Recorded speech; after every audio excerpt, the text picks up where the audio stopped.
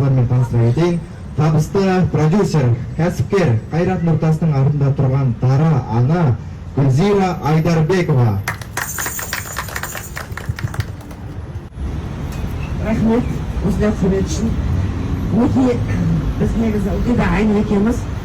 Инстаграмда байқасаңыздар, сүрленген түкіп салатыныздар. Енді мінекей өзіміздің Қазақстанымызға келіп жатыр, сурет деген керемет. Енді қазақтың дәмдері көп қой, қазір сандық дейді, жаңағы сол сияқтылар көп бар. Енді бұл сурет өзгеше екен. Бұйыртса осы жерден тапсырыс беріп, халқымыз қолдан келмесе жұмыс басты көп. Соларға ыңғайлы болсын, бұйыртса. Өзімізге аяғасы келіп қонақтарға осы дастархан жайымыз ыңғайлы болсын, тез әрі сапалы дәмді болсын бұйыртса.